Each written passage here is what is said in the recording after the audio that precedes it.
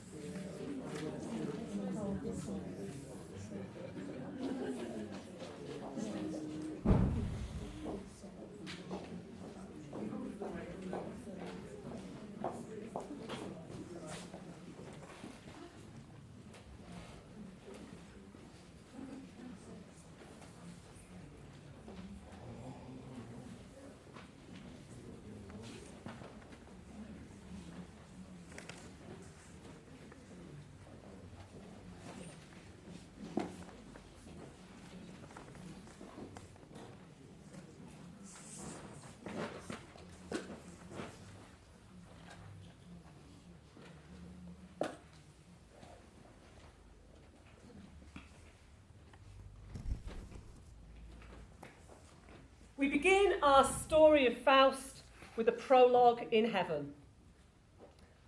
The day came when the members of the court of heaven took their places in the presence of the Lord, and the adversary Satan was there among them. The Lord asked him where he had been, and he said, ranging over the earth from end to end. Holy, holy, holy, God Almighty, Lord.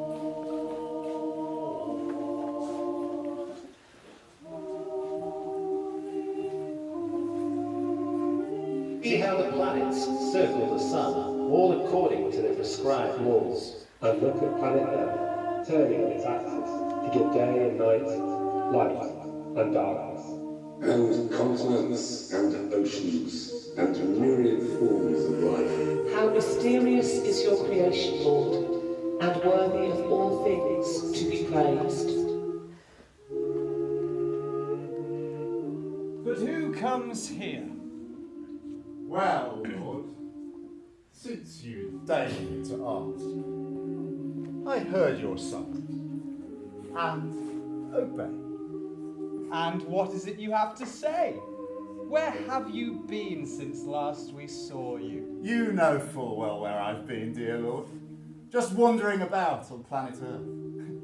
I'm afraid I've nothing to say in praise of your creation, marvellous universe. But I will tell you this, Lord. The Earth is in a terrible mess. It wouldn't be so bad if it weren't for human beings. But honestly, Lord, whatever possessed you to give them superior intelligence? What do they do with it?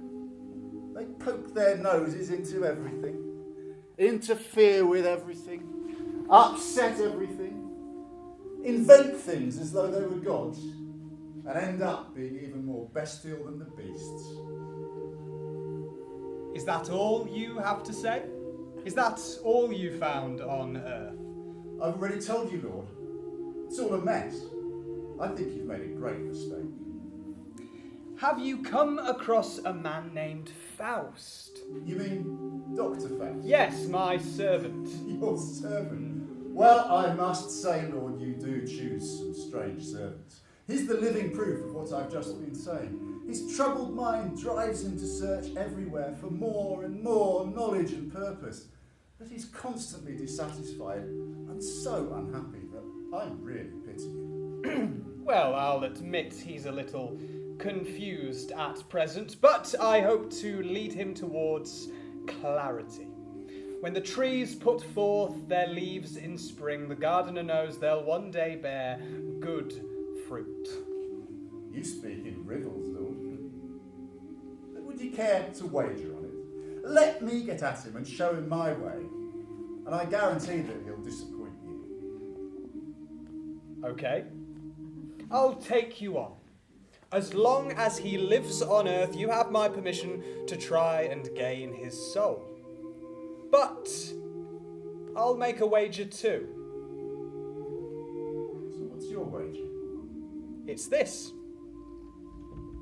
If you can tear his soul away from the true ground of its existence and drag it along your way to perdition, you can indeed have his soul.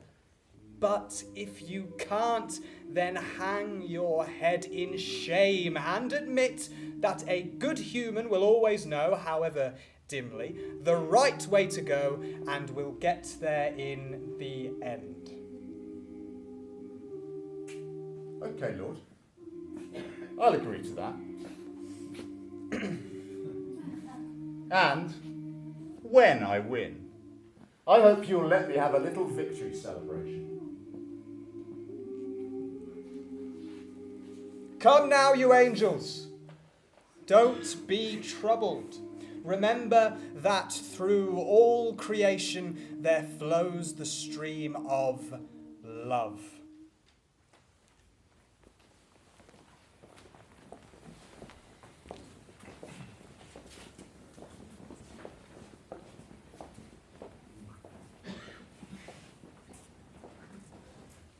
And now we meet Faust in his study. I've studied now philosophy, jurisprudence, medicine, and sadly too, theology. But all my studies are in vain. I've toiled and toiled both night and day, and yet have still not found the way to any meaning in my life. I've a master's and a PhD. I've lectured here for 10 long years. Students all look up to me. But in the end, I've come to see that all our knowledge is but vanity. And what have I got to show for all this toil? Scarcely any wealth at all, and no real influence in the world. There's nothing I could say or do to make the world a better place, or help transform humanity. Except, perhaps, the centuries of Nostradamus, a glimpse of futures yet to come, and secret signs by which we may master the universe one day. Where shall I begin? And even if I did obtain some understanding of the same, what would really be the point? We'd find in this complexity more and more futility. Midnight approaches yet again. Another earthly day will soon be here, another day of earthly pain. Oh, what shall I do? Oh, little flask draws me towards it like a magnet. Here's the solution to all my woes. Created from friendly plants and herbs, a tiny drop can lessen pain, and a little glass can end pain altogether.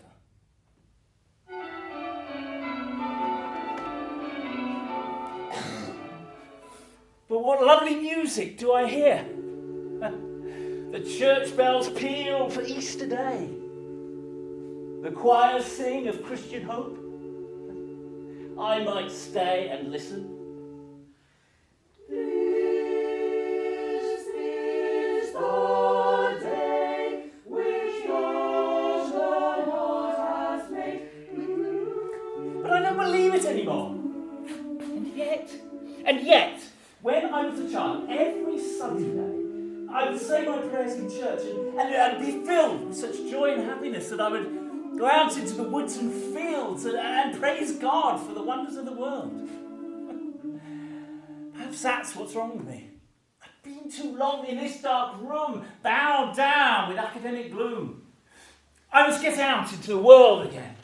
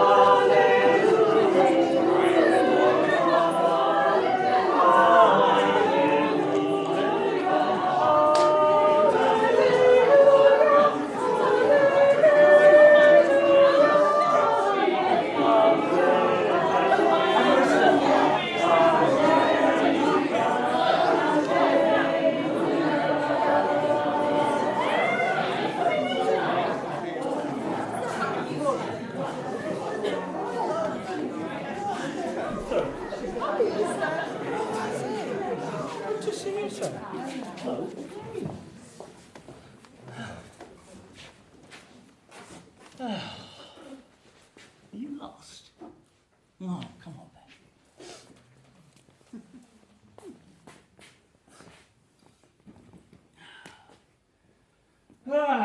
That's better. That Easter walk has done me good. Mingling with such happy people, I begin to feel some joy again and think that perhaps God's creation is, after all, a wondrous thing. Look, what's wrong with you, dog? I've given you a nice warm basket. Now lie down and don't annoy me. I want to read the Bible again and see what it can teach me. Or, better yet, try and translate it into German. Where are we? Oh, yes, here we are. In the beginning was the Word. That's no good today. I need to find another way. In the beginning was the mind. But wait, can mind bring everything into being? How about in the beginning was the vital force? That's better. Still not quite right. I have just what we need. In the beginning was the deed. Oh, for heaven's sake, what is wrong with this creature? Seems to fear the Holy Scripture. It must be an evil spirit. I must get it to reveal itself. Salamander incubus, come out and show yourself. Well, that didn't hurt it. Right, well, I will use the sign of the cross. That frightened you. Right, we'll await a further holy sign. I shall invoke the Trinity. In the name of the Father, and of the Son, and...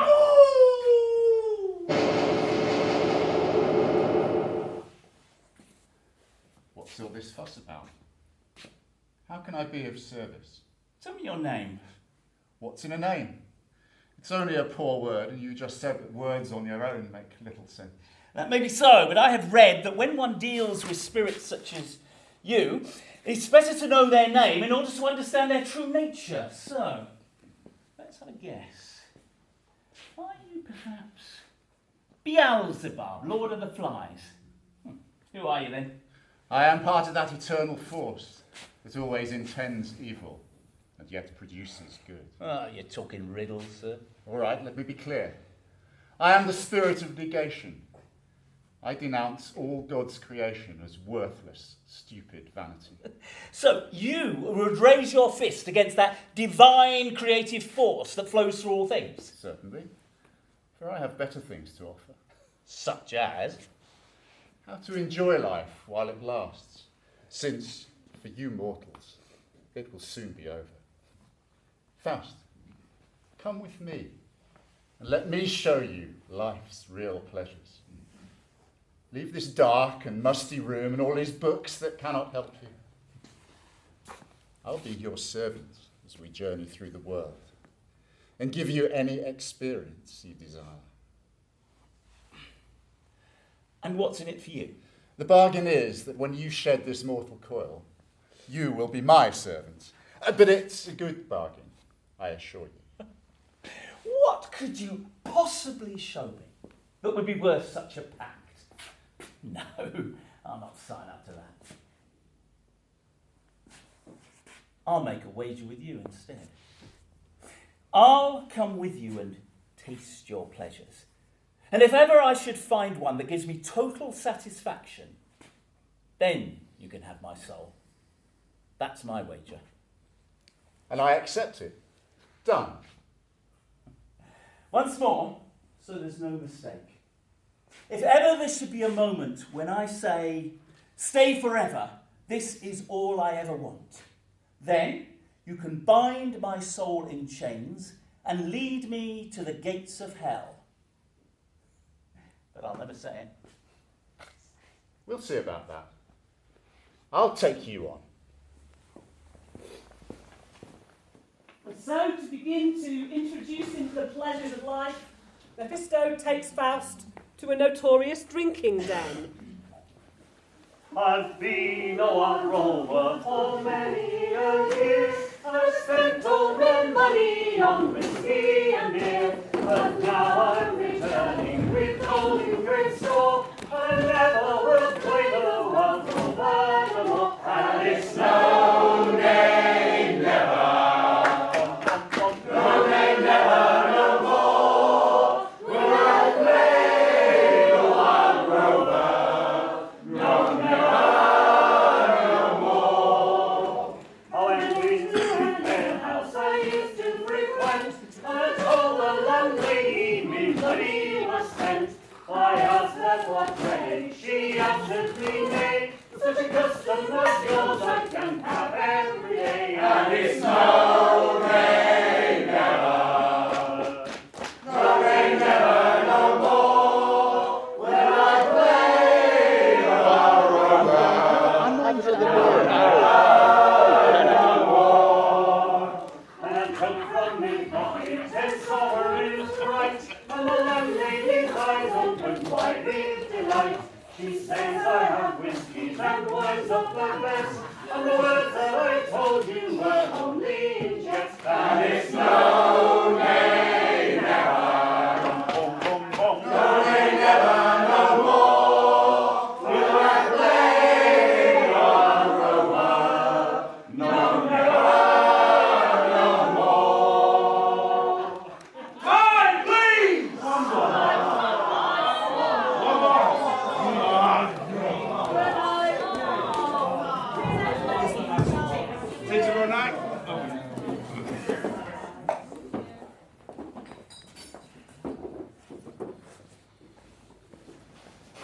Having failed to entice Faust with the pleasures of the tavern, we move to the witch's kitchen. Ah, my family, my family. I'm lovely to see you all again. Oh, it's good.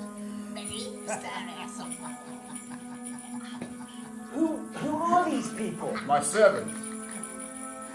What are they making? Potions! To soothe pain and promote pleasure.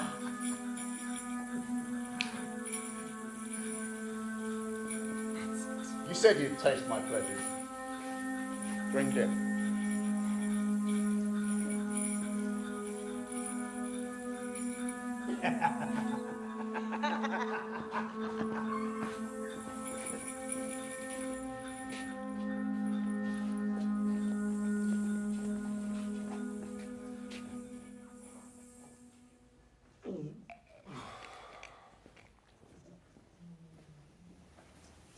We now move into the Gretchen tragedy, a street in front of a church.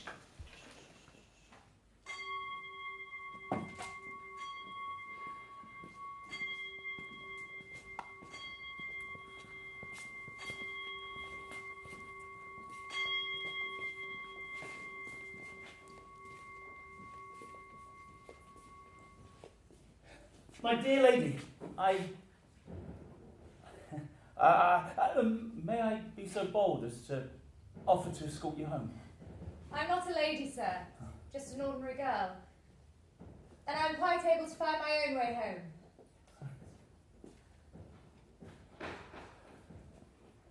What a remarkable young woman. Your servants, sir. How can I help you? I've seen a girl. Which girl? The one who just went by. You must have seen her. That one.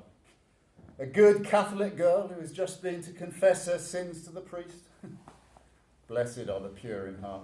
I've no power over her. No power? Come off it. You told me you could get me any girl I desired. Now you sound like Jack the lad who wants to pluck each flower he sees. Well, with some flowers, that's not always possible.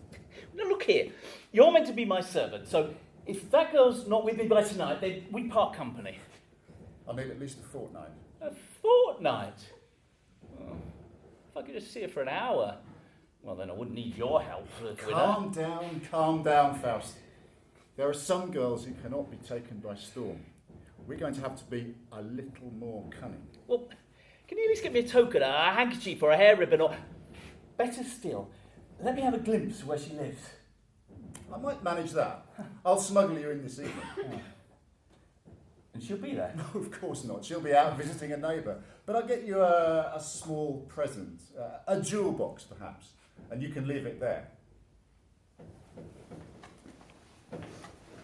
So on to Gretchen's room in her house. Watch out for the furniture.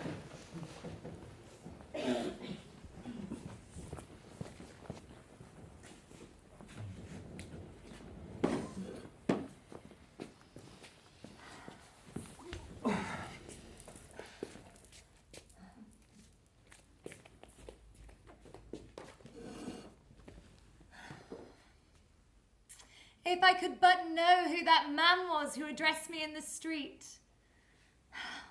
Only a noble man could possibly be so bold. But now I must go and see how Marta is. Oh. Well,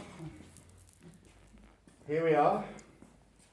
It's all very neat and tidy.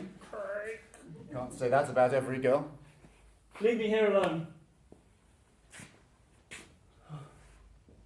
How peaceful it is here. Everything's so neat and clean. This is where the angel says her prayers. It's like a taste of heaven. So, Faust, what are you doing here? What are your intentions? Do you disturb such a paradise?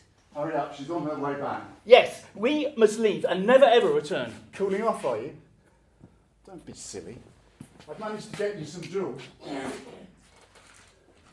Put them in the cupboard where she'll find them. I don't know. Should I? A curse on you, Faust. I've gone to all this trouble, and now you hesitate?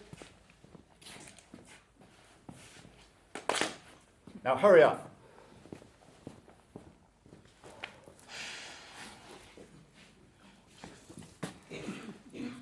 It feels very close in here. How odd. It wasn't all that warm outside. I don't feel quite well somehow. I wish I weren't here alone. If only Mother would come home. How did that get there? I wonder what's inside. It will do no harm to look.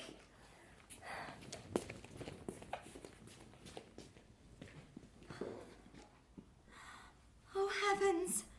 Look at that! Jewels! Jewels fit for a noble woman. If only these were mine. I wonder how they should look on me.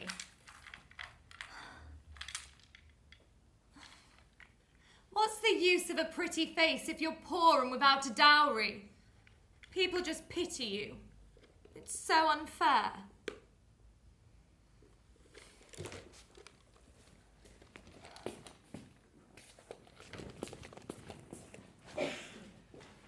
Yeah, good.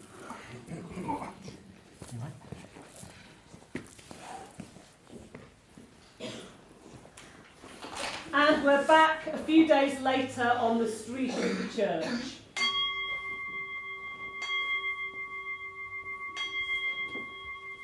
Curse them. Curse them. I go to all that trouble and then this happens. What's the matter with you? Why so angry? I'll tell you why. Those jewels that I got for you to give to Gretchen are now in the church treasury. When Gretchen's mother at last came home and Gretchen showed her what she'd found, Mother at once knew that something suspicious was going on. So what did she do? She sent for the priest and handed over the jewels. He absolved her and Gretchen for any wrongdoing, for which they were most grateful. Well, we'll just have to try again then, won't we? Get me some more jewels and make me more splendid than the first. Damn you, Faust, it's not that easy. There's not all that much buried treasure around these days. Well, make some. Use your magic. Make friends with a neighbour.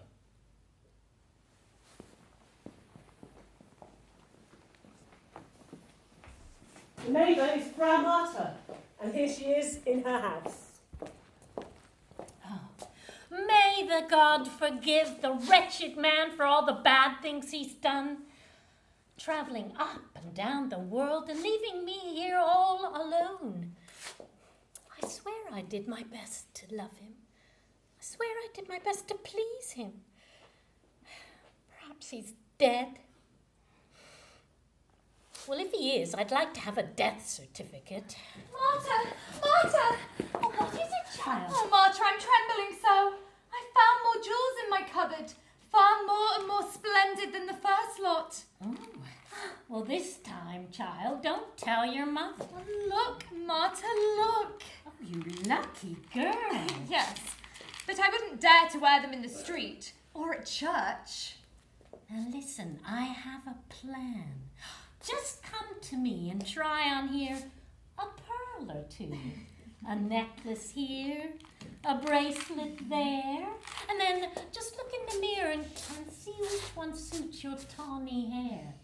And then, when there is a fair or a festival, just wear one thing at a time, and then no one will be curious at all. Your mother won't notice.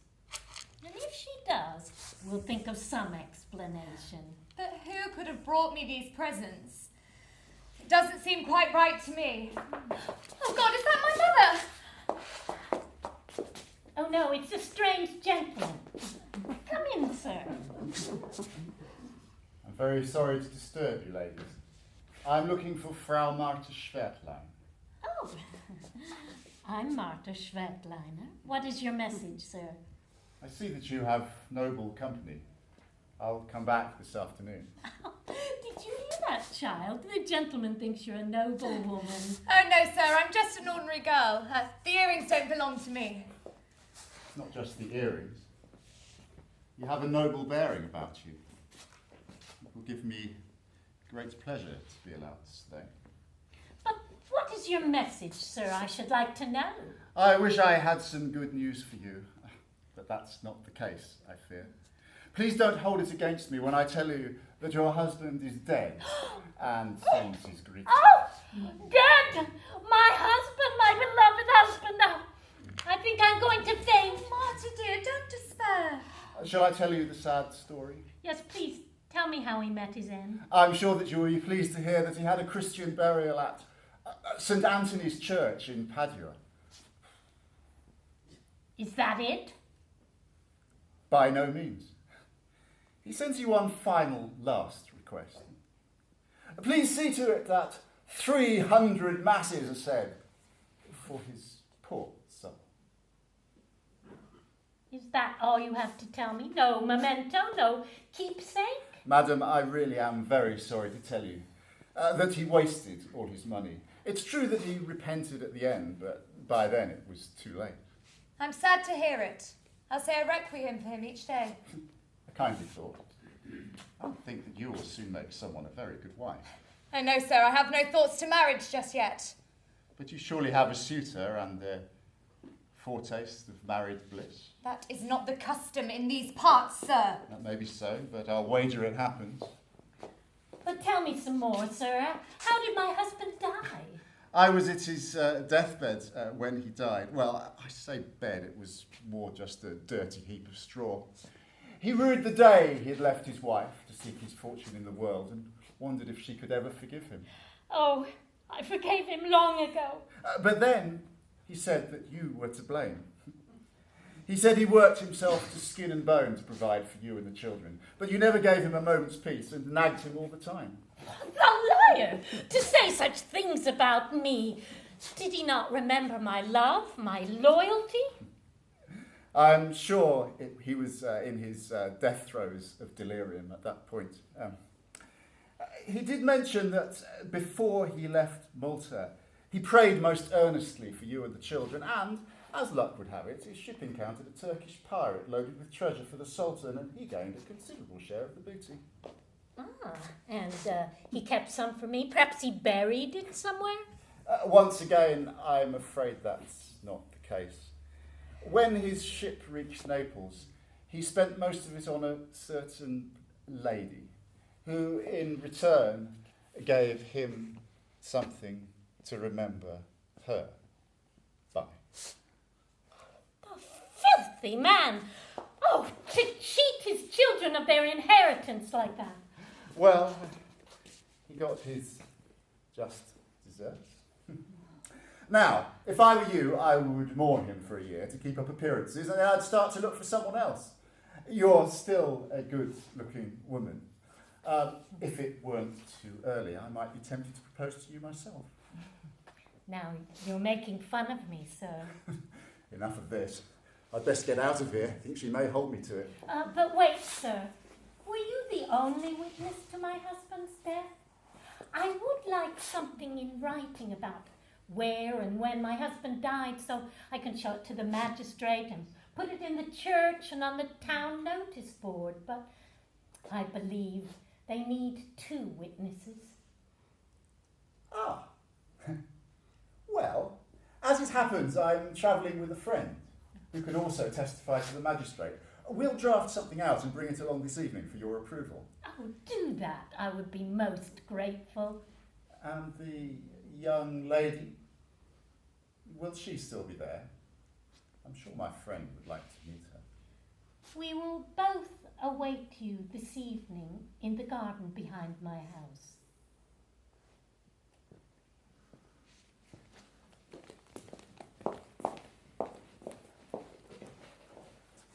And we moved to that very garden. Frau Marta's garden behind her house. Lots of lovely flowers.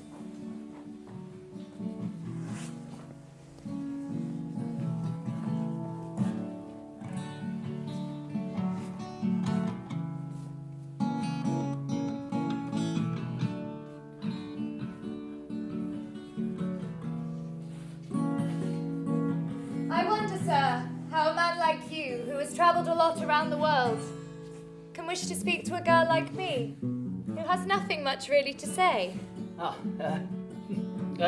One word from you would be worth all the wisdom in the world to me. Don't, sir. My poor hand is so rough with everything I have to do.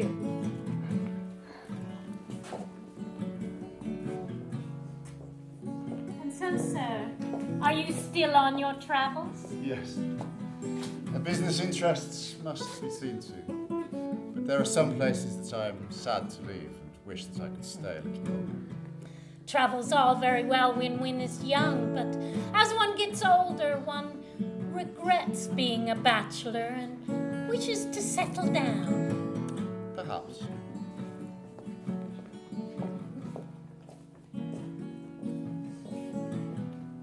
Out of sight, out of mind. You'll soon forget about me, sir. But I shall often think of you. Are you very much alone? Our household, sir, is very small, and yet there is so much to do. We don't have a maid, so I must do all the cooking and sweeping, darn, knit and sew, and run errands early and late. And my mother is so particular about everything. Not that she really need worry. My father left us a house and a garden, so we're well provided for. My brother joined the army. My little sister died. She caused me a lot of trouble, sir, but I didn't mind. I really loved the child. She was an angel if she was like you. I tried my best, and I think she loved me too. She was born after my father died. We didn't think my mother would survive. She was so ill and wretched. She couldn't feed the child, so I did it myself with milk and water. I nursed her in my arms and I carried her around the room. That was a lovely thing to do. Yes, but it was hard work at times. I had her cradled by my bed and she scarcely needed to stir, and I was awake at once to feed her or to take her in my bed with me. Or, if she wouldn't stop crying, I'd get out of bed and walk up and down the room with her. And I'd be up so early the next day to see to the fire, to do the washing, to go to the market, day after day, week after week. But I did it gladly, sir, and earned my rest at night.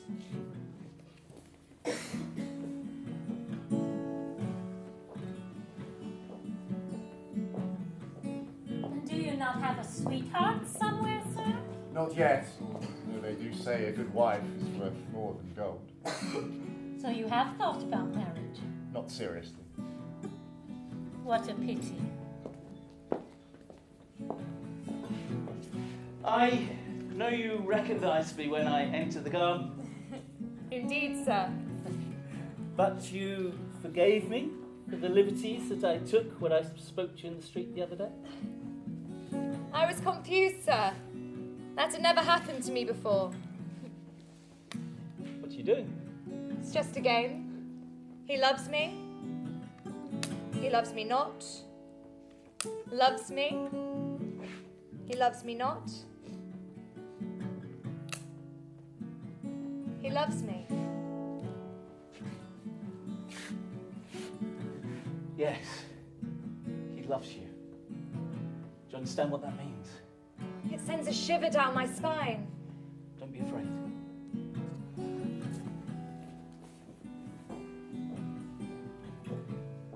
It's getting late. Yes, must be going. I would wish that you would stay longer, sir, but the neighbors, you know. I don't know why they always have to be watching and spying on all our comings and goings, but what will you? They'll begin to talk. Where are the other two? I think they went that way, towards the summer house.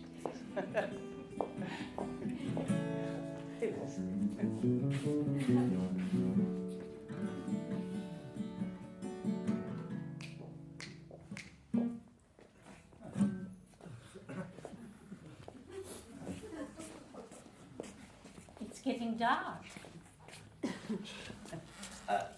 May I not see you home? Oh, no, sir. My mother wouldn't like that.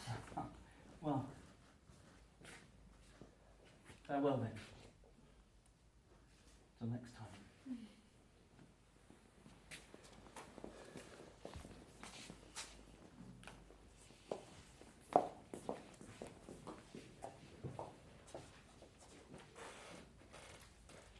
Troubled by whether his relationship with Gretchen is in fact a good thing or will ruin her life, Faust takes an interlude in the forest to think about it.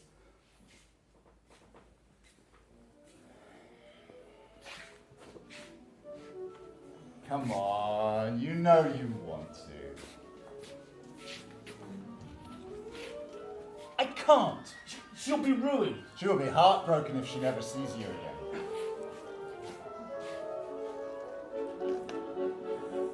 She pines for you.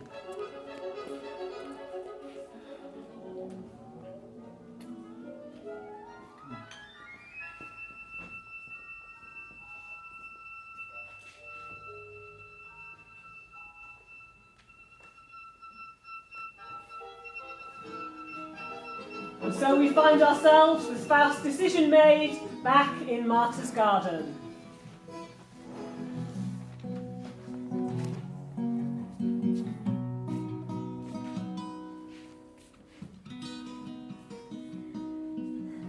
Promise me. If I can. Be honest with me. What do you think about religion? You're such a good, kind man, but I fear you have no faith. Don't fret yourself about that. I would never want to rob anyone of their faith. But that's not good enough. You must have faith yourself. Must I? I don't think you respect the sacraments. Not so. I do respect them. But you don't desire them. I've never seen you at Mass. Do you believe in God? Who could honestly say whether or not they believe in God? I mean, you could ask the priest the very same question and wait a very long time for a reply. So you don't believe? Oh, my dear Gretchen, don't misunderstand me. I didn't say that I didn't believe. Who would be so bold as to say that when all around us we see a great creative spirit at work amongst us? In the blue sky, the green fields, the sun, the stars, and we ourselves all enfolded in an eternal mystery. Call it what you will. Joy, love, God. I have no name for it. All you need is to feel its presence. Names are but mists and smoke that veil the holy fire. I suppose so. I think I heard the priest say something similar, if with slightly different words. But that doesn't make you a Christian. And there's something else that troubles me.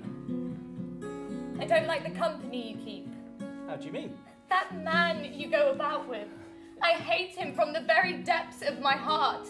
He has such a threatening look about him. My darling, you have no need to be afraid. But I shudder when he's near. When he's with you, my blood runs cold. God forgive me if I misjudge him, but I really do think he's up to no good. He's a little odd, certainly, but we have to put up with such people. I would not like to live with him. Whenever he comes anywhere, he looks around so scornfully. You can see he can find nothing to please him. It's written across his brow that he is simply incapable of love. With you, I feel safe and warm. But when he's around, I get knotted up inside. Oh, my suspicious angel. I'm so afraid of him. That when he's with us, I feel I don't love you anymore. And when he's around, I can never pray. And that distresses me. You really do dislike him, don't you?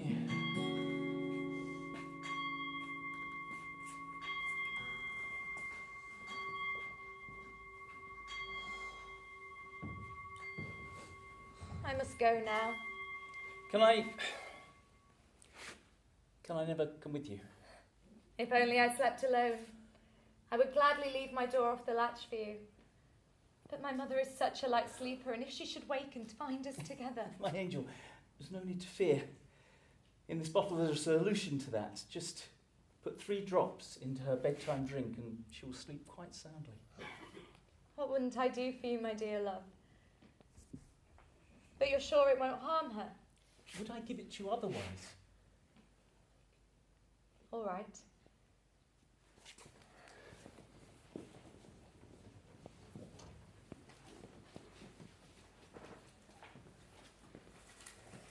Early the next morning.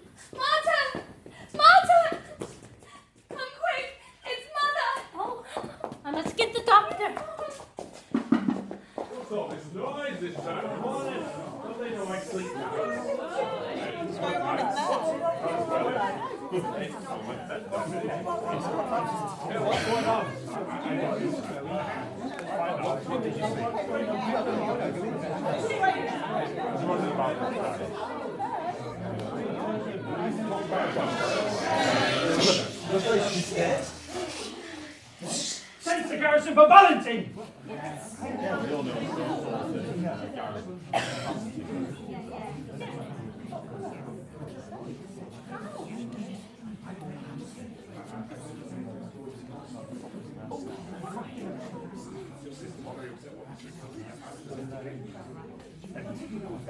He saw the man. There was a man. Well, I'm afraid I found her dead. Dead? Dead. I tried. What is this? They say Mother's dead and died in her bed. Well, where were you? Couldn't you help her? Were you playing the whore?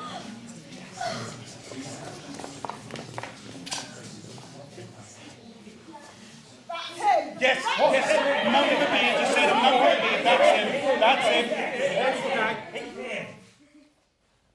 You will pay for this.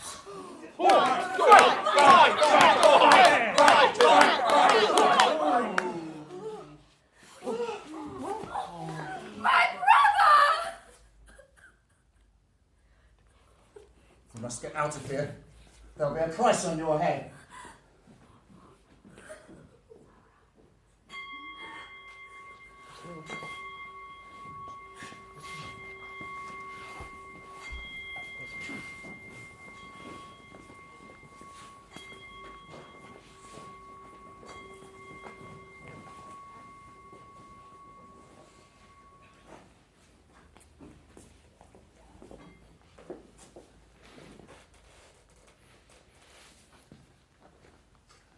Running away in horror from the death of Gretchen's brother, Faust finds himself on Walpurgis night.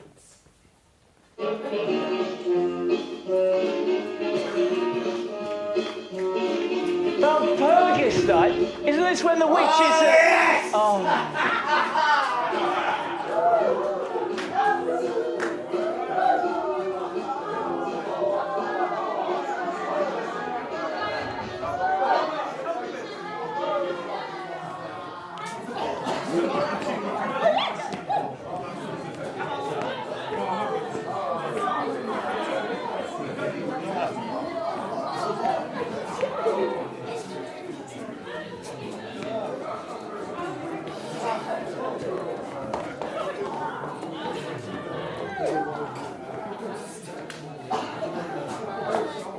What's the matter with you? Why have you left your partner? I thought I saw a mouse creep out of her mouth, but Fisto over there. But you see the pale young woman all by herself. She reminds me of Gretchen. That's not Gretchen. That's Medusa, who turns men into stone. Don't look. Liar. Liar! She looks so like Gretchen. What's become of her? You must forget Gretchen.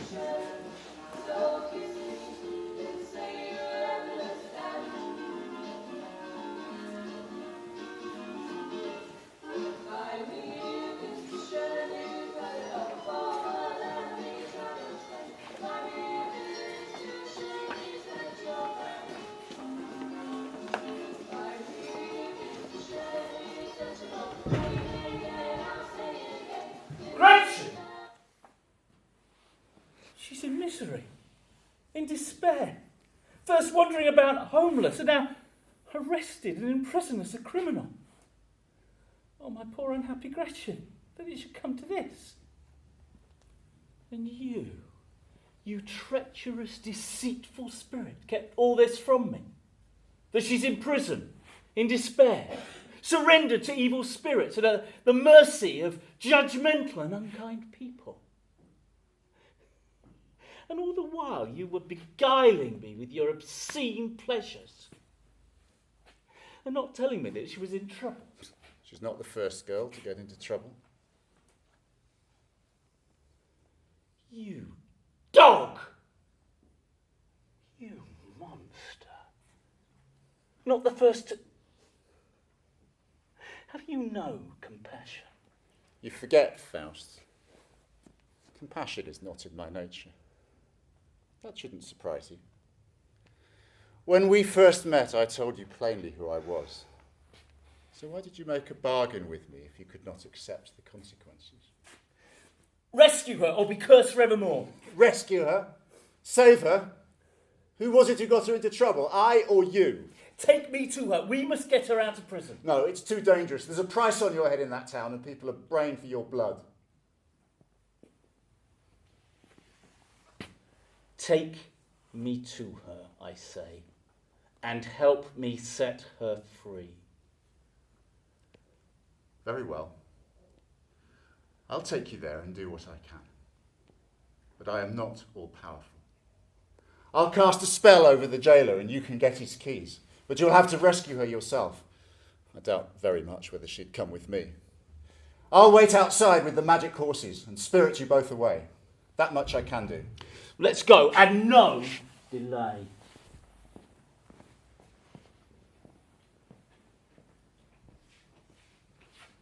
And so we complete the Gretchen tragedy more than 9 months later in a prison cell.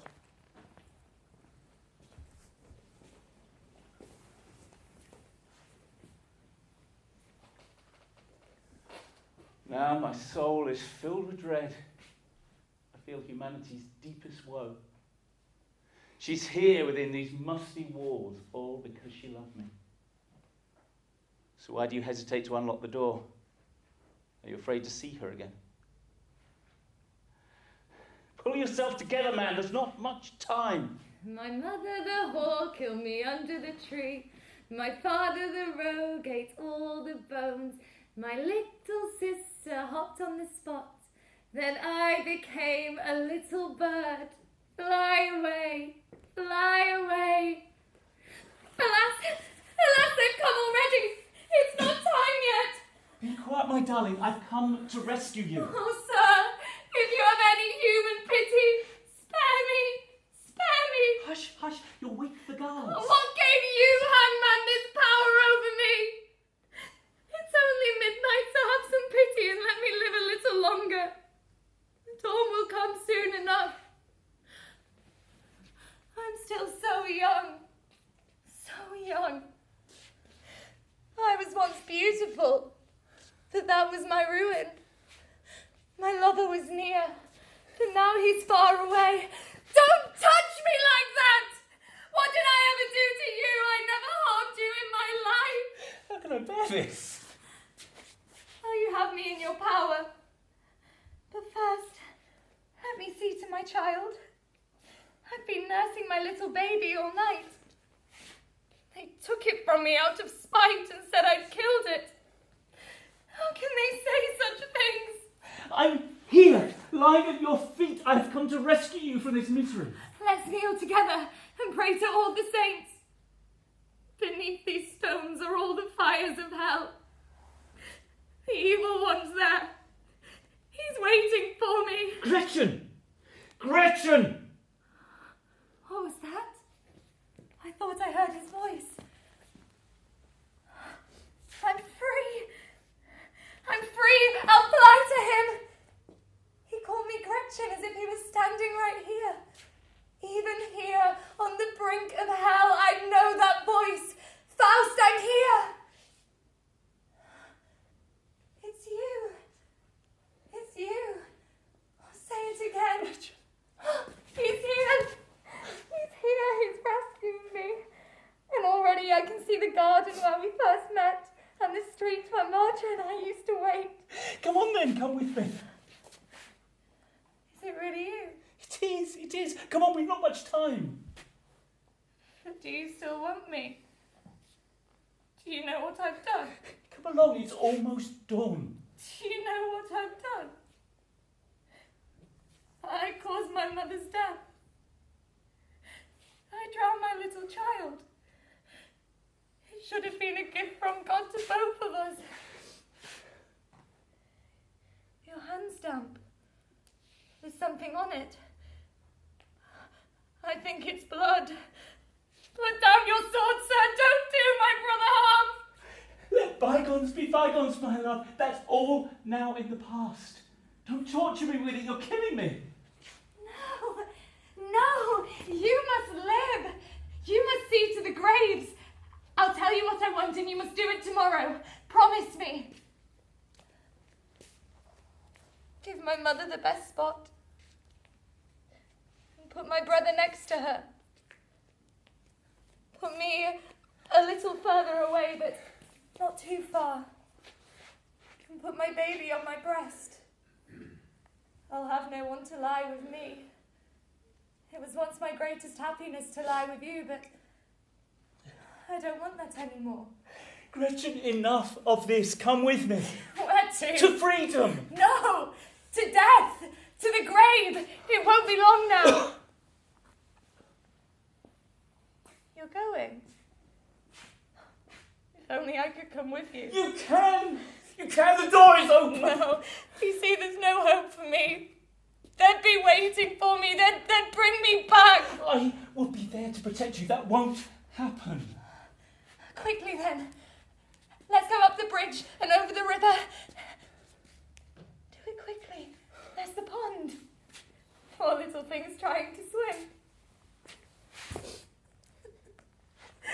God forgive me. Gretchen, there is still time. If only we could get past the hill. My mother's up there and she's sitting on a rock. And she's shaking her head at me. She's not nodding, she's not waving. Her head's so heavy. She went to sleep and didn't wake up whilst we were... I can't persuade her. I'm going to have to use force. Let go of me! There's no need for force! I always came to you willingly! The day is dawning, my darling. Dawn! My final day. It should have been my wedding day. Don't tell anyone you spent the night with Gretchen. Where's my garland? Oh well, I've lost it now. We'll meet again, but it won't be at the dance. The crowds are coming to the street to watch. The judge gives the sign. The death bell tolls. The scaffold's ready. Oh, that I've never been born! What in hell's name is going on?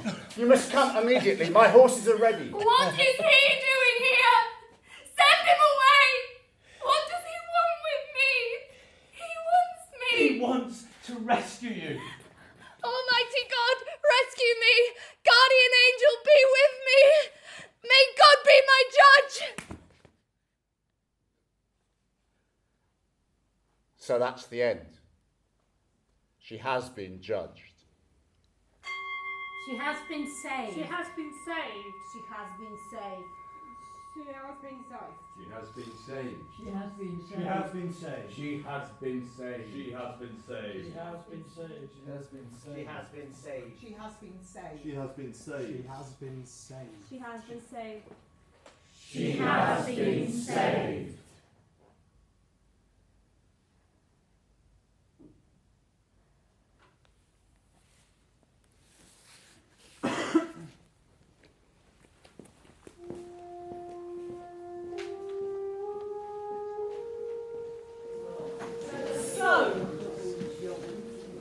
Some time has passed, understandably troubled, tortured by what happened to Gretchen, his love. Faust has taken some time to be away, and we begin Faust Part 2 with him in a pleasant spot in the countryside. He's about to be visited by some benign spirits who are going to give him the strength to continue with life's journey.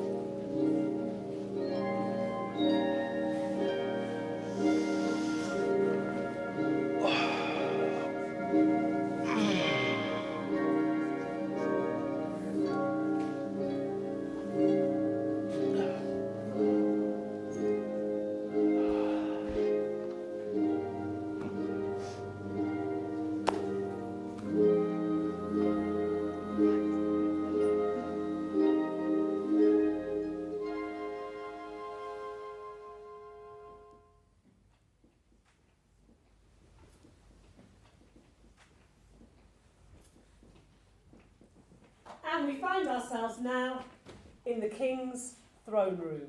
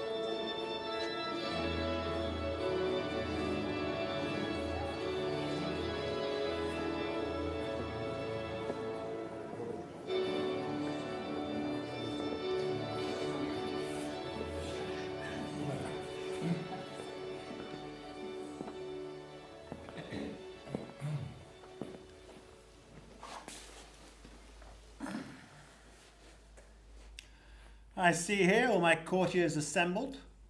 But where's the jester? Sir, I'm glad to say that he's had an accident. Drunk as usual, I suppose. I'm afraid so, sir, but we found someone to replace him.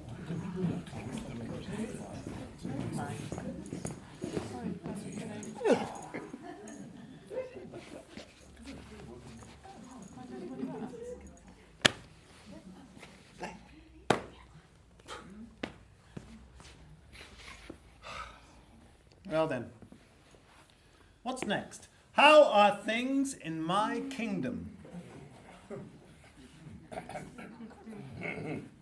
Oh, all is not well, sir, I'm afraid. Crime is on the increase. Even the churches are being robbed. The people are crying out for justice, but their pleas are not being heard. They are becoming rebellious. Urgent action is necessary. Public order is breaking down. The townspeople are barricading themselves in their towns and they're refusing to pay their taxes. The knights are fortifying their castles. And there's murmurings in the army because I can't pay the soldiers their wages. And the subsidies we were expecting from our allies have not been forthcoming. We're running short of money. Here too at court, sire, we're in dire straits. I've been trying to cut down on food and drink, but it's still a struggle to pay the bills.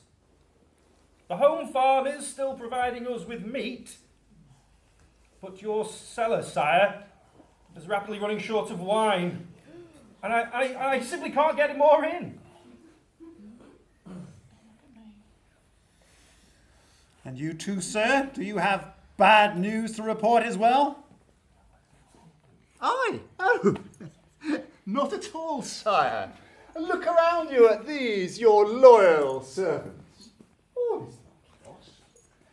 All you have to do is exert your authority and take action. Like that.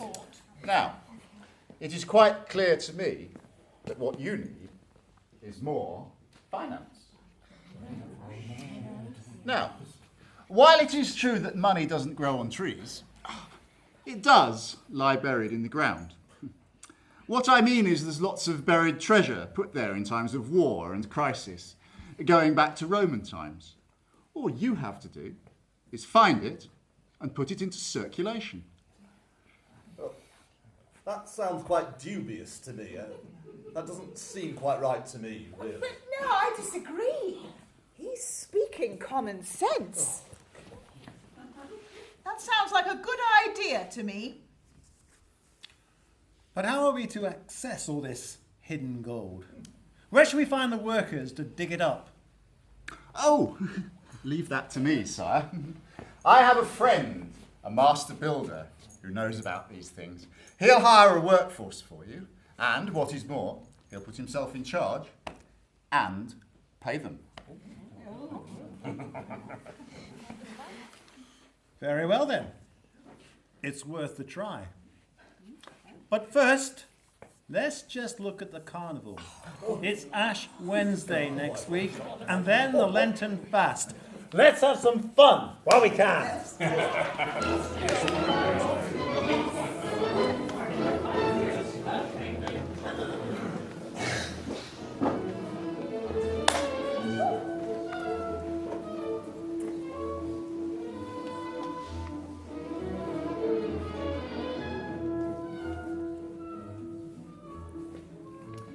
After the carnival, we find ourselves in the palace gardens. Sing we and chant it while love doth grant it. La la la la la la la la la.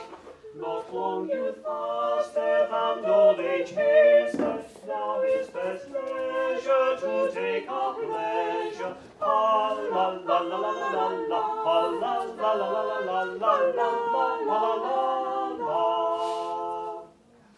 All things invite us now to delight us. La la la la la la la la la la. Hence care be packing, no mirth be lacking. Let's spare no treasure to live in pleasure. La la la la la la la la la la la la la.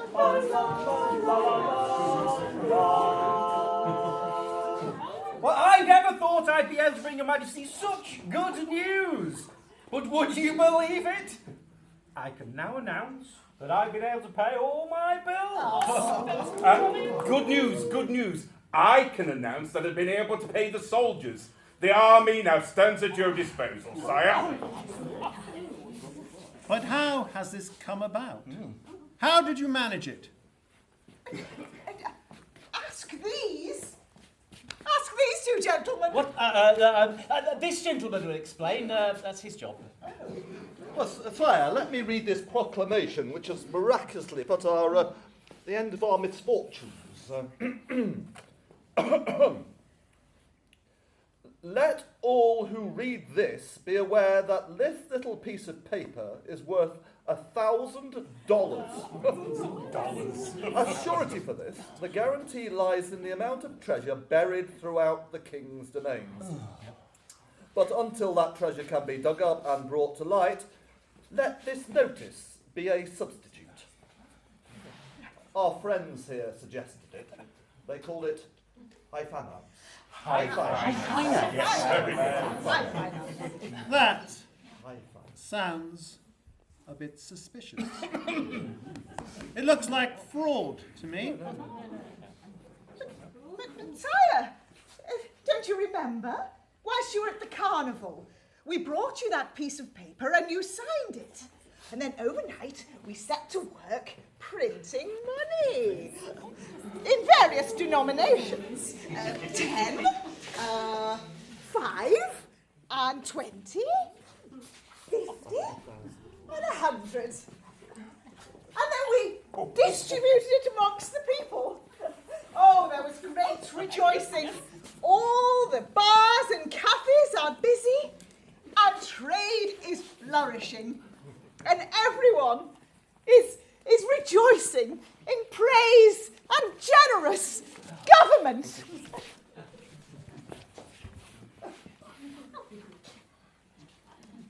Do you mean to say that my people consider this real money? Oh, yes, sir. Yes. Oh, yes. That the army is satisfied with these paper notes? Well then, I suppose I must accept them. But it still doesn't seem quite right to me. Oh, don't worry, sire. The banks have honoured them. As fast as the notes were distributed, people were exchanging them for silver or gold coins. They would buy themselves new clothes and have a great party. And all the bars and pubs, they were all shouting, "Long live our gracious king! We have never had it so good!" Long live our gracious king! We have never had it so good! So be it then. And now, gentlemen, I give you my commission to be in charge of all the excavations for buried treasure throughout my realms.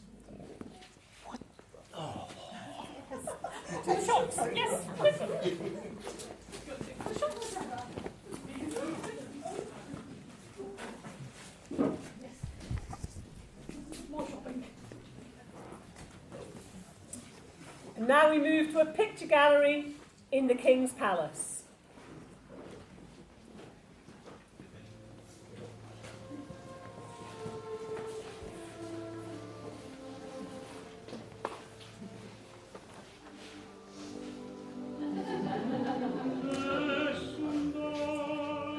Oh, yes. Oh, yes. That's lovely. Huh.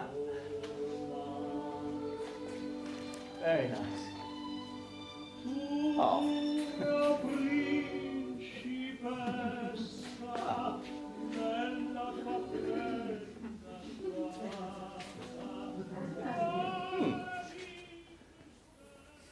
Oh, my word. Now, what's got into you? Why are you lurking here? Oh, I was just admiring these pictures. Maybe. Maybe what? You know what they say? A thing of beauty is a joy forever. This one here is of Helen of Troy, the most beautiful woman that ever lived. I'd like to have that picture. But you can have it. The king will be happy to sell it to you if you offer him enough money. What would I do with it? Where would I put it? I can hardly carry it with me on our travels. My dear Faust, I can see that you are unused to wealth. That's true enough. Why not build yourself a palace? What? Or, better still, let me build it for you.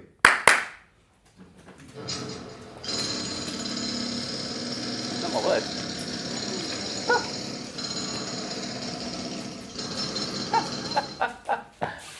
Oh my goodness.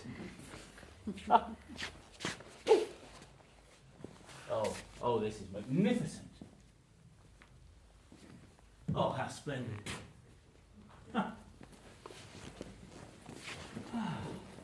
Inside Faust's palace, as the months go on, Faust is becoming quite a collector of art, and many of world-renowned artists want him to buy and display their wares.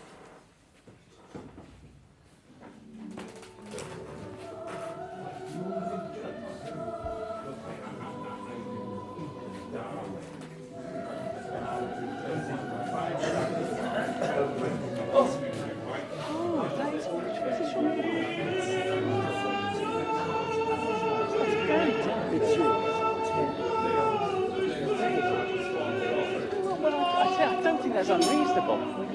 Oh, sorry, we'll talk about just a moment.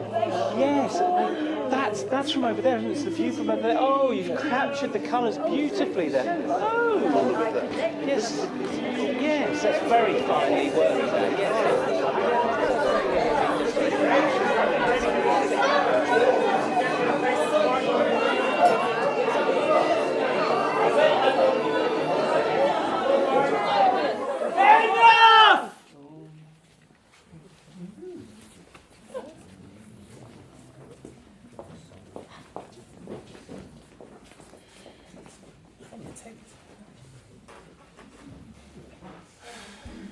Disenchanted with the art world, Faust takes himself to the summit of a very high mountain. So, sir, has nothing pleased you? Has nothing given you any satisfaction? Not yet. Not yet. Well, you've tried very hard with all your various temptations, but what a wine and women, and wealth and luxury, a life of ease. These things are but vanity. They can't bring fulfillment to a restless soul. So what do you think is missing? Just tell me. I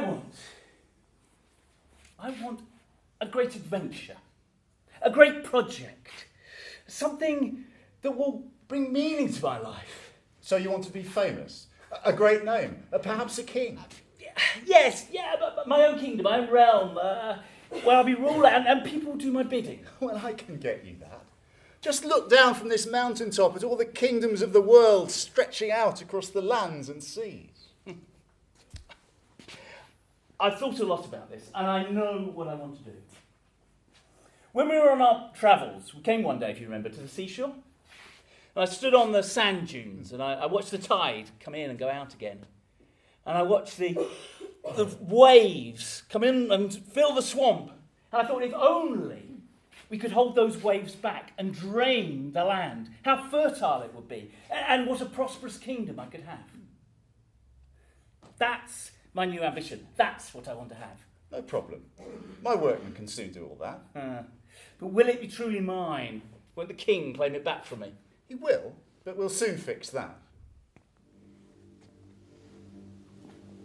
What's that I hear? Oh. That sounds like war to me. I'm afraid it is. The king we helped with all that paper money is in very great trouble.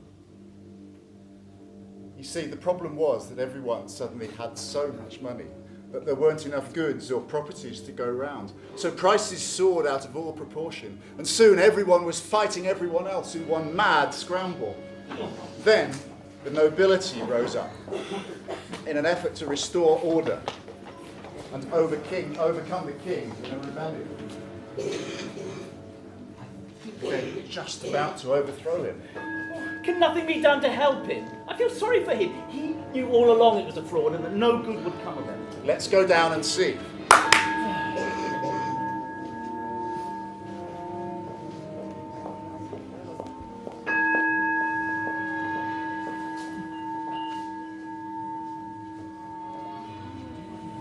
The king's men would seem to be in a good position. With just a little help from us, victory will soon be theirs. More of your magic arts, you mean? More trickery? All's fair in love and war. And if you aid the king in winning this war, then at the end you can ask him for a grant of land, and he'll give it to you. How can I aid the king? I've got no skills in the art of war. No problem. You'll have the services of 3 of my finest warriors at your disposal, and they will tell you what to do.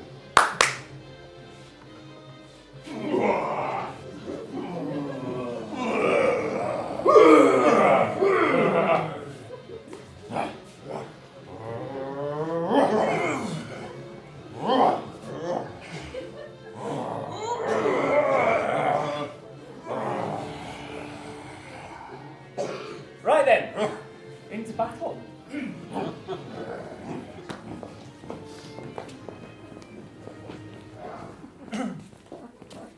Good afternoon, ladies and gentlemen.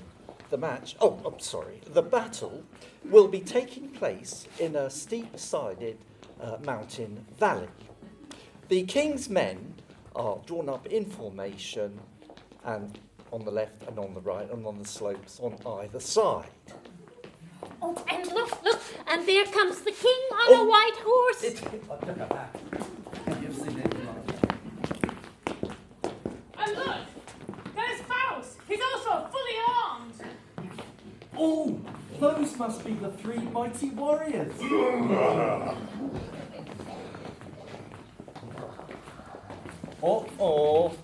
The enemy is approaching, and they look like they're strong enough to launch a 3-pronged attack. Surely the king's men will be totally overwhelmed.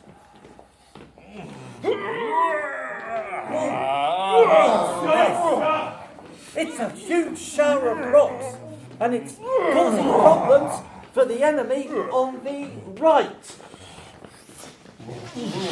Water! And now a huge torrent of water is making the enemy's forces withdraw on the left. Oh, I've never seen anything like it. Some people are leaving the battlefield. They think it's all over. It is now. How has this come about? I suspect some form of trickery. But no matter. It was our men who won in the end, and I must distribute their due rewards.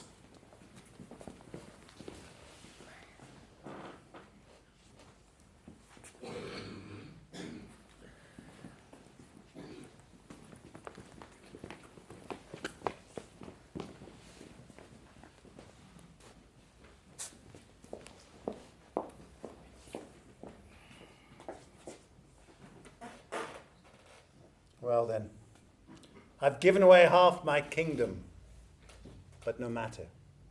We're at peace.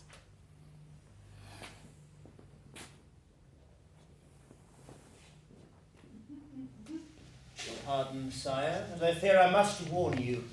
That man is in league with the devil. He fooled you once before, and look at the havoc that he caused. And now you've given him a grant of land. No good will come of it, I'm sure.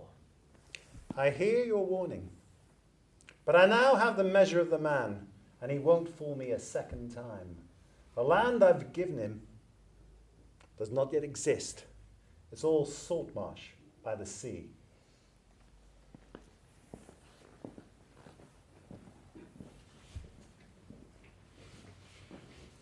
And our story moves to a meadow by the seashore. Yes, there it is. There's the church and there's the cottage. I wonder if the good people are still there, still alive and remember me. Do you remember me? I'm the young man you rescued from the sea when my ship was wrecked. You took me to your cottage, half drowned, and revived me by the fire. I'm so glad to see you again. You are most welcome, sir. Go, set another place at the table. Thank you. That's very kind. But first I want to stand on the dunes, watch the tide come in, and remember how you rescued me. I wonder what he'll make of it. He's in for a big surprise. So you see, sir, the sea has been pushed back behind the seawall. The salt marsh has been drained. Look at the green meadows and the settlements with their gardens.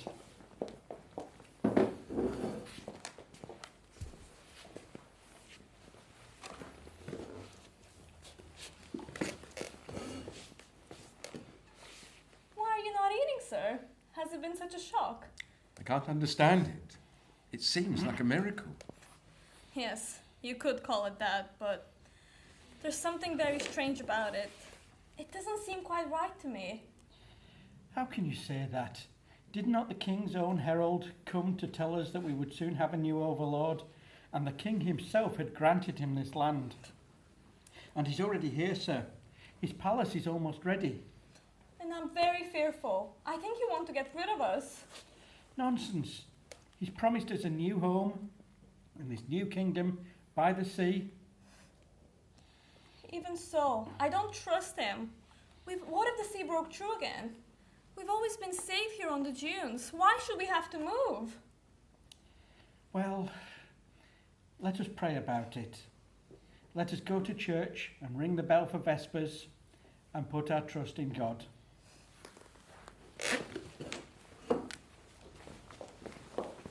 And as they go off to pray, we move into the garden of Faust's palace.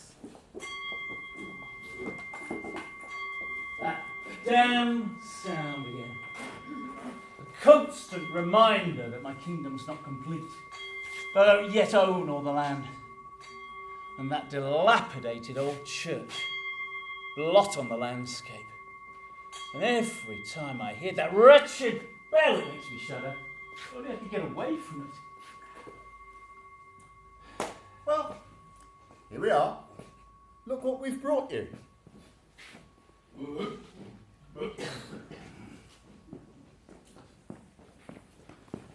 I must say, this seafaring is a very fine game. We started out with just 2 ships, and now we've got, 20 back there in the harbour? All just waiting to unload their cargoes.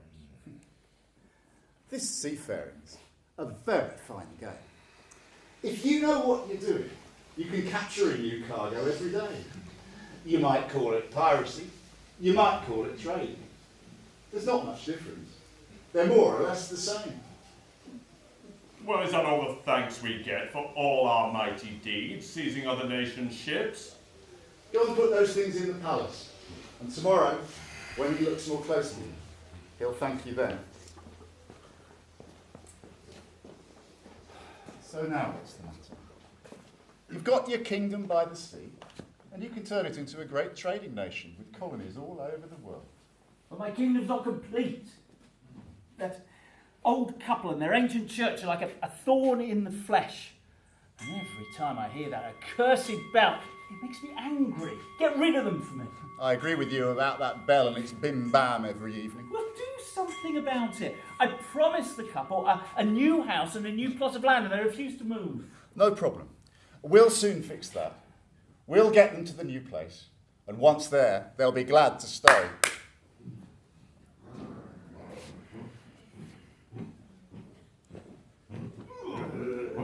Carry out your master's orders, and tomorrow he'll reward you.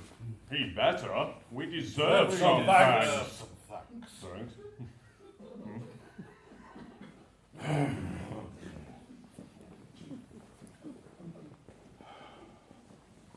Nightfall on the ramparts of Faust's palace.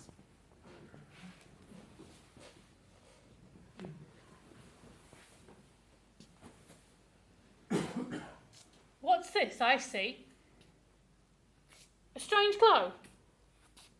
Over there on the dunes. It's getting stronger. There are sparks flying on the wind. Oh God. I fear the little church, the little cottage is on fire. Those poor people. I hope they manage to escape. It's spreading to the little church. Oh God, why do I have to witness this? The little church. It's gone. It's the work of a century. What's gone happened? Gone in just a single hour. Oh no. Or was I too hasty with my orders? Oh, I hope the old couple got taken to their new home. Shame about the church. I'll build a pavilion in its stead where I'll sit and watch the sea. Your pardon, sir, but it didn't go too well.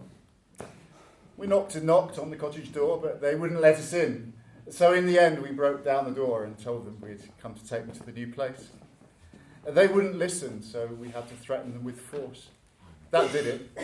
They both died of fright. A stranger who was with them put up a bit of a fight. And in the confusion, a brazier got knocked over and the whole place went up in flames. So now all three of them are dust and ashes. But we carried out your orders. Those were not my orders! I just wanted them taken to another place, not killed! A curse on it, all of you!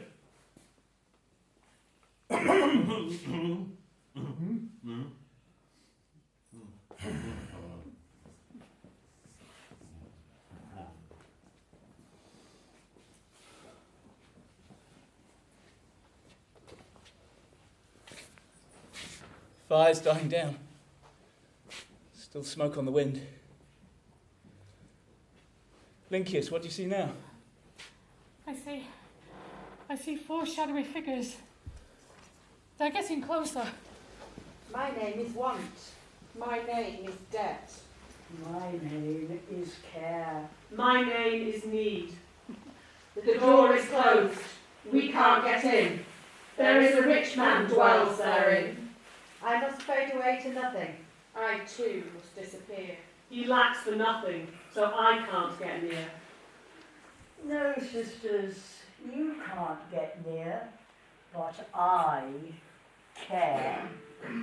With my heavy burden of worry, anxiety, regret, remorse, I can creep through the keyhole. There were four voices and then just three. I couldn't quite make out what they were saying, but they sound ominous to me. Perhaps evil spirits come to haunt me. I wish I could be rid of them. I wish I could wean myself of evil magic and not rely on it anymore. I feel their presence all around me. I wish I could be free. What was that? I thought I heard the door creak. Is anyone there? Yes, I'm here. Who are you? I've come at last. Go away. Oh no, I've come to the right place. Careful, Faust. Stand your ground, but do not use another magic spell. You haven't sought me, Faust, but I have found you out at last. I am Care, come to afflict you with my heavy burden of worry, anxiety, regret, remorse, distress of mind, fear of death, despair. Have you never known me, Faust? No. I've always lived my life at speed. What didn't satisfy, I abandoned. What I couldn't get, I left behind. When things went wrong, I started again. And that is how a man should live. Onwards, onwards, always searching. Ah, yes, but in the end, there's no escape. Once I have caught up with someone and have them in my power, there's no remedy or cure. All the world seems dark and dreary. There's no sunlight anymore. Nothing pleases. All seems empty. Every day brings grief and pain, and there's nothing you can do about it. Nothing will make things right again. Be quiet, Care. I'll not listen to your wailings. You'll not make a fool of me. Ah, yes, but those whom I afflict find every day a burden. They don't know what to do. They seek relief from all their troubles, try one thing and then another, but all in vain. They go round and round and round and round and round in circles, tortured by regret, remorse.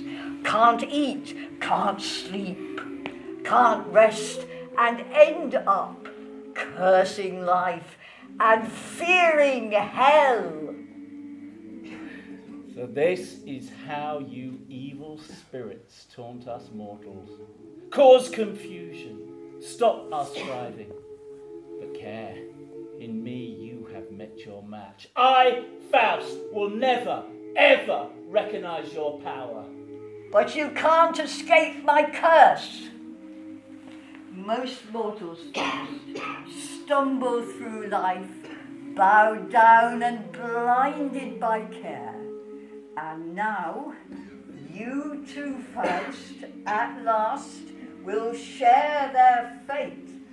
I curse you, Faust. Now, go to hell.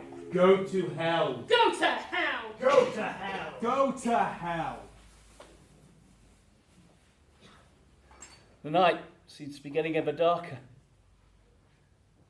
But now within I seem to see a light.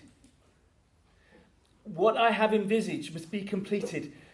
There's one more piece of land that needs to be reclaimed, and then my kingdom will arise. Foreman! Yeah. Take me out into the courtyard.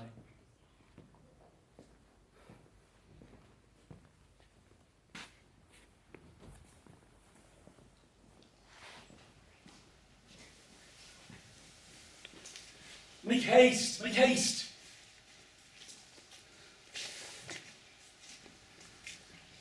Engage what workers if you like. I want to see my work completed.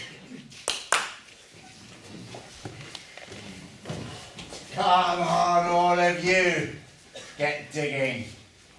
He doesn't know it yet, but we're actually digging his grave.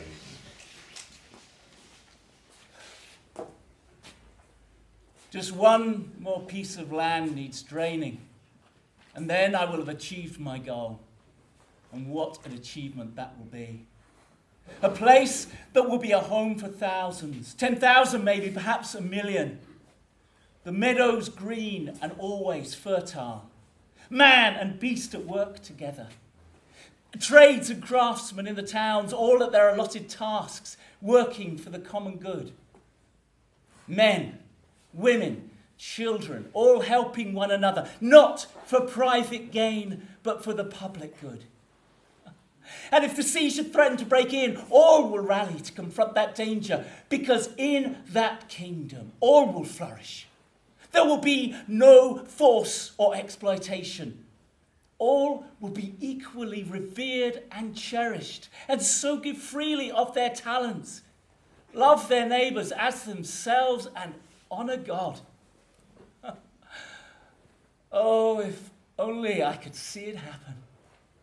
If only I could live among them free from false desire. Then I would say, stay forever. This is where I want to be. This is all I ever want. May this moment last forever. You said it. Those are the words you said you'd never say. I've won my wager, and now I claim your soul!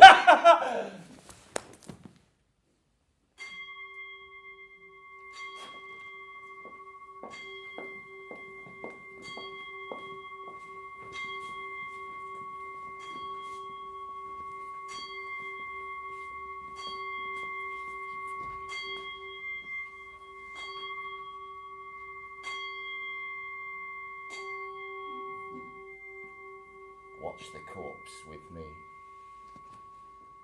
Things are not what they used to be. In former times, the soul would leave with the body's last breath, and I could catch it quickly. Now, it sometimes lingers on for hours, and I could grow tired waiting. But I'll not be cheated of my prize, and I'll make sure that hell is ready to receive it.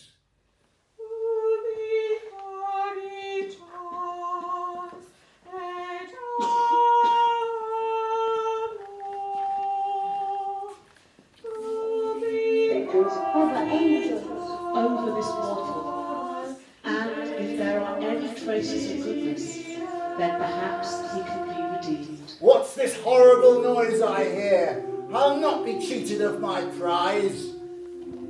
Grace, mercy, and peace be upon this soul. What's the matter with you cowards?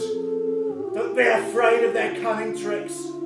Just breathe on their petals and they'll decay. Rose blossoms flaming, love ever aiming. Reach the new dawning, heavenly morning. Love? What nonsense.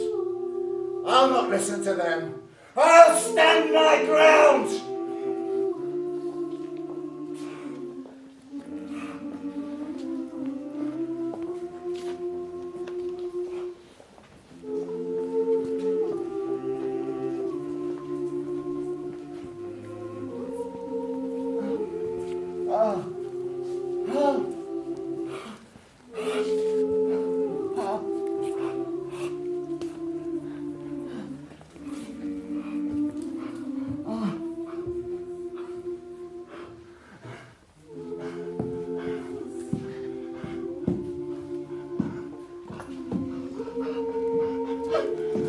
Be the last from the grip of evil.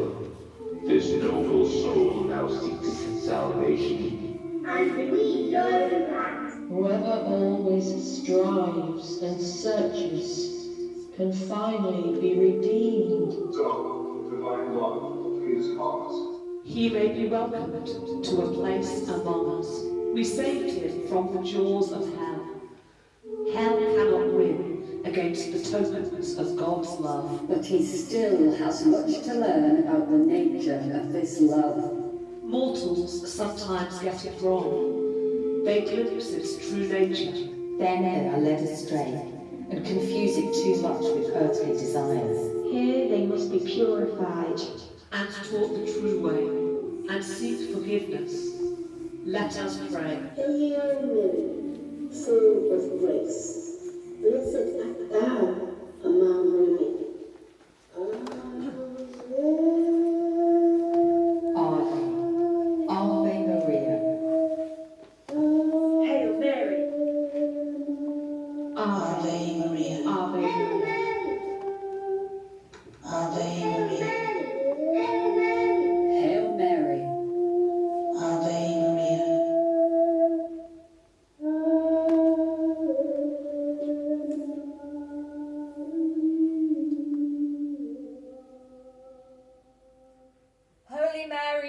grace, if I have found forgiveness for my earthly failings, help me now to help the man I loved.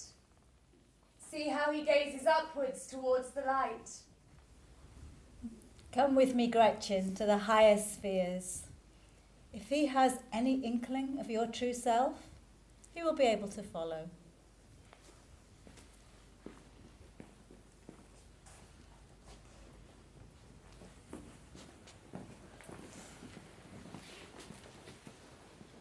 Everything transient is but a mere reflection. What was only glimpsed on earth, here becomes reality. What could not be described is here revealed. And the eternal feminine leads us ever upwards. Ever upwards. Ever upwards. Ever upwards. Ever upwards. Ever upwards. Ever upwards. Ever upwards. Ever upwards. Ever upwards. Ever upwards. Ever upwards. Ever upwards. Ever upwards. Ever upwards. Ever upwards. Ever upwards. Ever upwards. Ever upwards. Ever upwards.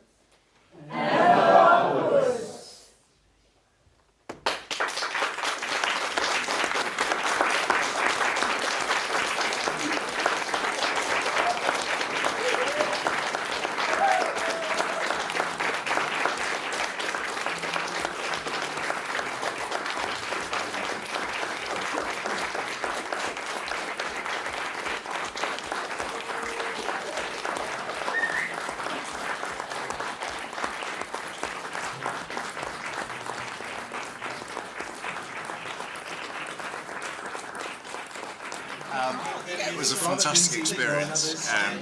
My part, particularly, I think, I was just able to explore all those different sides of characters, and there was some comedy in there, some mischievousness, and obviously then the real evil part at the end. So it was a really broad spectrum and great fun. The death scene, that was such fun to play. Really enjoyed that. I played it bare-chested because I felt that throughout the rest of the play, Mephistopheles has always had to have some kind of veneer of respectability about him because he was mixing with humanity and he needed to be accepted by humanity.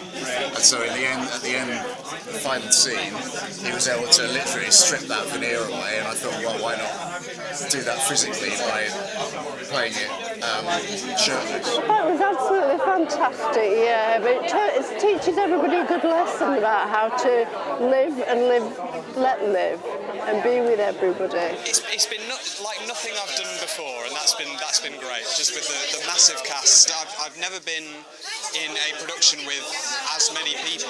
I was invited to come along to a rehearsal a few weeks ago, and didn't really know what I was getting into, and it's just been a bit of a blast. Getting to know everybody. It seemed like, because I joined quite late in the game, so every rehearsal I came to, I was finding out more people who were involved who I didn't know about, and that was fun. But yeah, it's been great.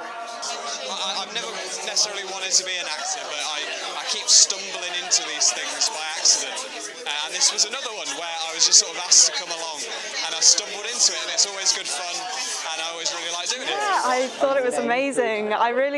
Because I knew a bit about it because my dad was Faust, but I had no idea how they were going to do like the big scenes with all of the angels and the soldiers and the three mighty warriors. You've got all these giant concepts, and it was so much fun. Like, I loved how many people were on stage and the furniture moving and all these little details. I thought made it really, really good. My favourite bit was when the four figures made out of shadow, because they're just like figures made out of shadow because they look cool. Well, we came as a group of 4 people, and we didn't know what to expect. And we've all agreed just now what an excellent ensemble performance has been given.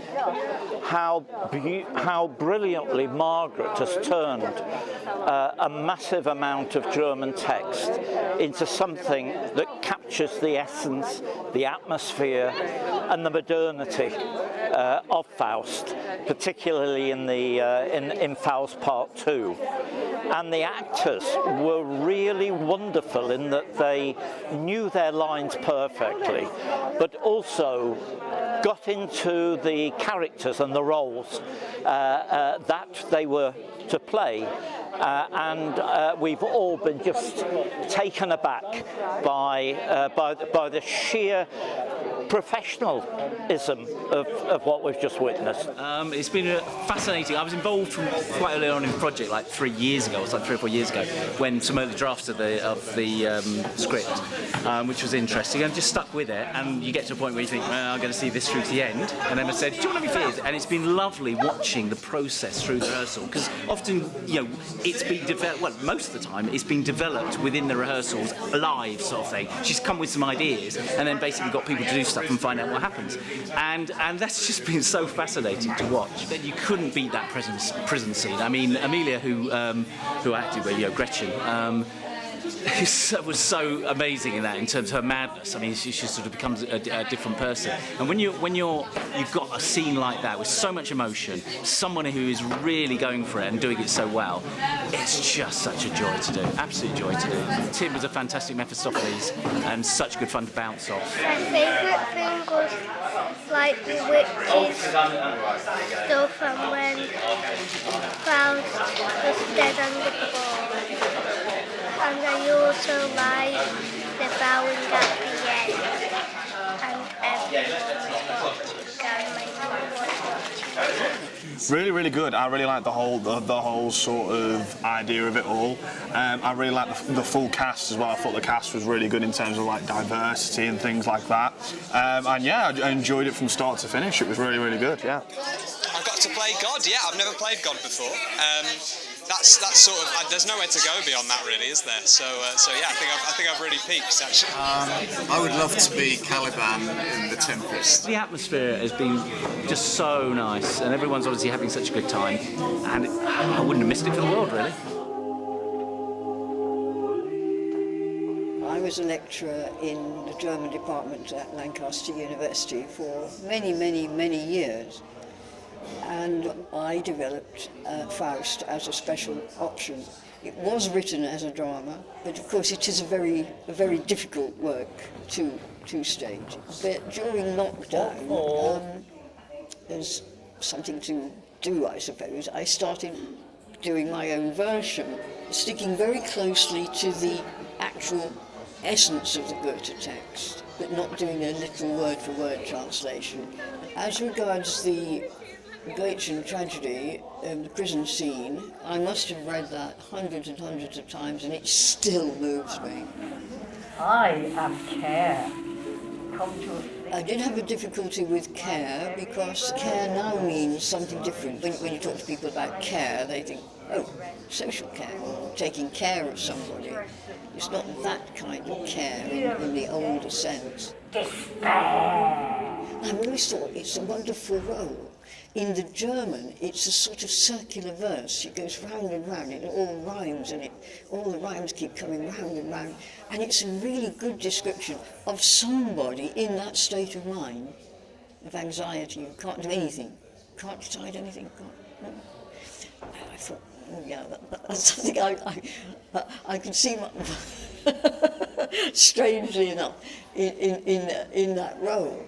The original Faust legend sort of surfaces in Germany in about the 1500s, and it's supposed to have been inspired by a very strange professor at one of the medieval universities who was involved with alchemy. It rapidly spread through German-speaking Europe, and it was translated very quickly into several languages, including English. And it actually had a puppet play based on the legend, and Goethe saw that as a child and was very impressed by it. Also, as a young man in Frankfurt, he witnessed the public execution of a young woman for the murder of her illegitimate child. He could not get that out of his mind, really. So he started to work on the Faust legend So in 1808 published what we now know as Faust I, and then he began to work on part 2. So in the course of that, he considerably alters the legend. He gives it a cosmic setting, and Faust does not make a pact with the devil. He wants to find a meaning in life, a satisfactory way of life, and he can't find it. And Faust is convinced at this point that the pleasures of life will not satisfy him, so he makes a wager. If they do, you can have my soul. Because he knows, this is Goethe's deeper theology, he knows that if he is ever satisfied by worldly pleasure, he will be spiritually dead. Many people and Goethe scholars insist that part 1 and part 2 are separate plays and that they don't cohere together. However, when I taught Faust at the university, we always did part 1, but I was always insistent on doing Act 5, because Act 5 of part 2 brings the whole thing together. And the most important speech in the play is Faust's final vision. His realization that all along he's been seeking something to satisfy himself, a sort of selfish satisfaction, whereas the real meaning of life is to be found in the service of give freely of their talents. Community. Love their neighbours as themselves and honour God. Which earns his redemption. So, although Goethe calls it a tragedy, nevertheless, it is also a redemptive drama, in that at the end of his life, he does see the light and sees how he should have lived. And that's very important.